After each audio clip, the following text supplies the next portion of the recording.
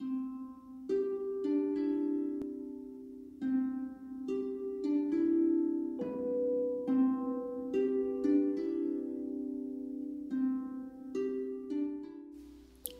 group chose to look at the overall impact digital technology has had on libraries.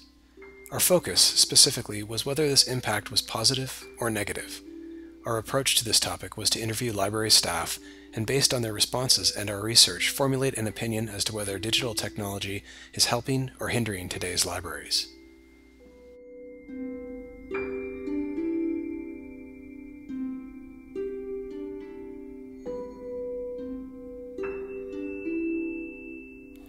What is the single most important positive and negative about technology for the library system?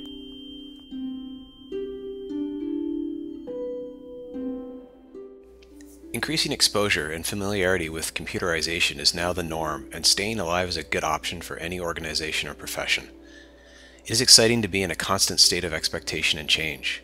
The promise of new challenges brought about by instantaneous communication and the availability of information of all kinds makes it a wonderful time to be any kind of librarian.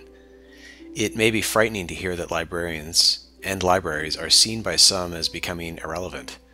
I really don't think that will be a problem for a number of reasons, and primarily because society always requires gatekeepers of information. So nowadays, when traditional reference desks are closing, librarians are answering questions about software and hardware accessibility. The Pickering Public Library, for example, has an iHelp desk, which helps customers, clients, patrons, and users load their Kindles or iPads and maximize use of their cell phones or use graphic software in new ways.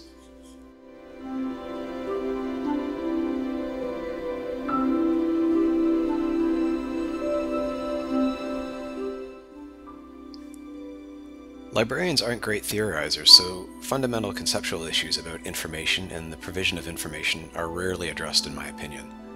Take a look at the ideas of librarians like Steve Abrams, Vice President of Innovation for Searcy Corporation. He is also the past president of the Ontario Library Association and past president of the Canadian Library Association. In June 2003, he was awarded SLA's John Cotton Dana Award. Or even look at futurists like Thomas Frey, Executive Director and Senior Futurists at the Da Vinci Institute, who comment on the future of libraries. Both are considered visionaries and leaders in the field, and while their comments are interesting and highly practical and result in real solutions, and while they individually are very smart and well-intentioned, they are not philosophically disposed. Overall, they are doing a great job in stirring librarians and libraries to get more involved in technological problems. However, our discipline hasn't had a good theoretician since Marshall McLuhan, and he has been dead for 30 years. So when the Ontario Library Association, the biggest library association in Canada, when recently asked to comment on the future of libraries, their keynote speaker Thomas Frey at their 2013 annual conference could only speak about libraries, quote, becoming production centers, unquote, and having 3D printers, both pretty old concepts, and in his admittedly brief presentation, under-theorized. The situation, in my opinion, again, is just as bad in academia in the library schools. Where theory should be expected and provided to public and specialized libraries, the university libraries are quite quiet and rarely heard from. As a result, our profession, being basically a clerical one, rarely talks about knowledge and information, medium and message, content and form at a philosophical or conceptual level. So when a library thinks it's being futuristic and progressive in telling us that the hardcover book is just one more format and that it needs to be replaced with its digital equivalent, have they rarely thought the issue through? Furthermore, when the same library lends out tools like hammers and drills, have they thought about what format really means and what content means? I'm not against lending out tools. Some libraries do lend out computers to disadvantaged youth. However, the issue needs to be discussed in some more sophisticated manner than has been in the case of in the professional literature.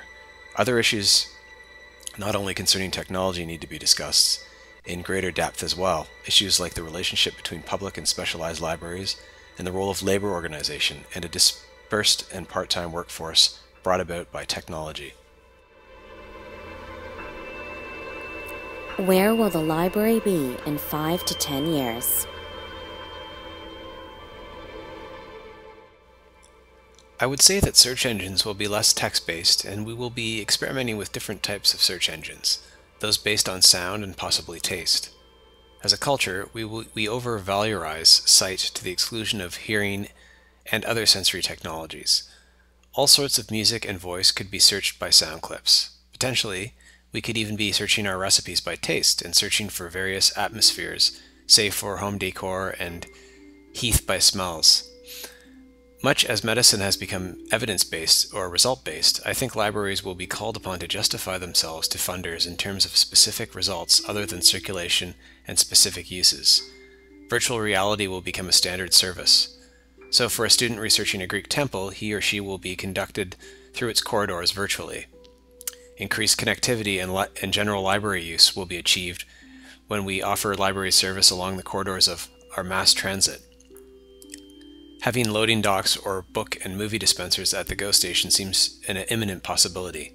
Just like W.H. Smith provided reading materials at the train stations of Victorian England, each municipality along the GO in 5 years will be doing something similar with electronic media. I can also foresee even greater community partnerships with both the private and public sectors as far as information provision is concerned. The public library enjoys excellent community standing, so it will be increasingly in the best interest for both small and large organizations to enter into functional partnerships with libraries in their communities, whether they be municipalities or larger political units.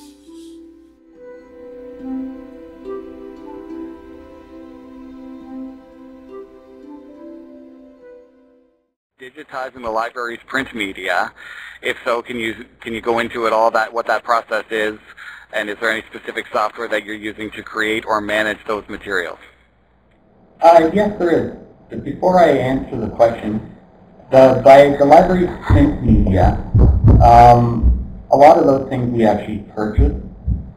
So are you thinking books, journals, those kind of things? We actually purchase those. We don't actually have any rights to be able to digitize those.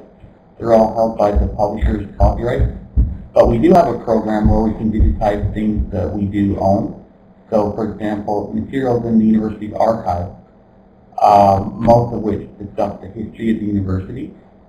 The university holds the copyright to those.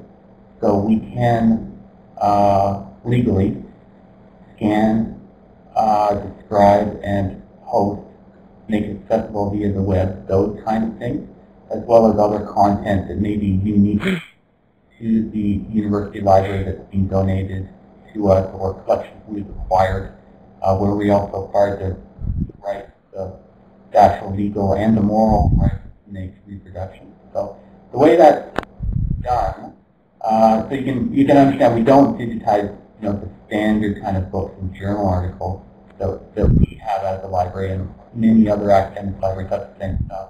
We try and digitize the things that are unique to our collection, where we do have the right to do that.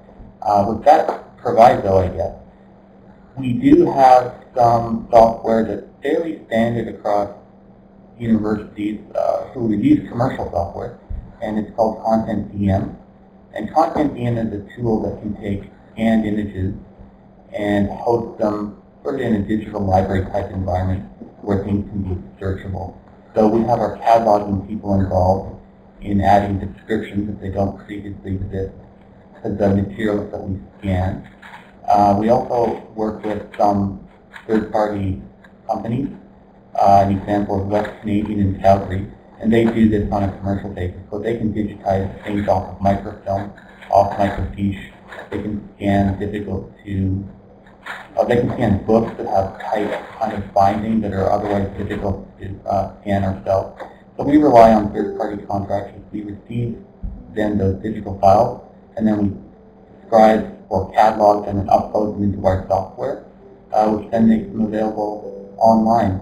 And then we can also integrate that into some of our other library tools that we use to make accessible books and journal articles. So it's kind of a seamless, ultimately, it's more of a seamless process for locating the stuff that we then digitize. So I'm not sure if I described it that well, but so we, just to sum up, we digitize unique local stuff where we have the right. Other companies usually would be involved in digitizing back issues of journals, magazines, also some books. and they often sell those products back to libraries, which we would then decide to purchase or not.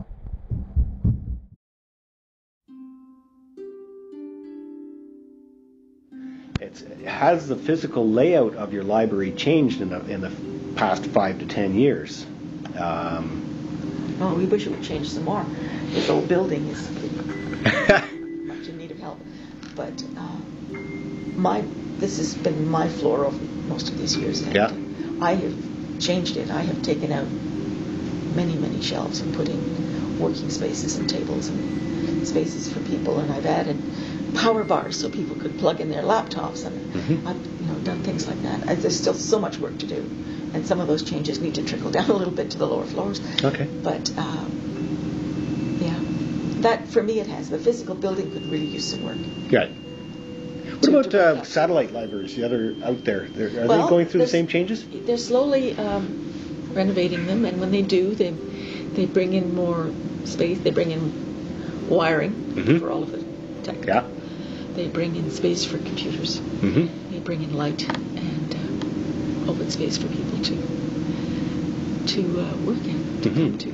Welcoming spaces and colors, and that's pretty much the ongoing. But so there's a lot of design process, into the design of making a library so that you feel comfortable, I guess. Comfortable, yeah. You need light and space and the ability to access.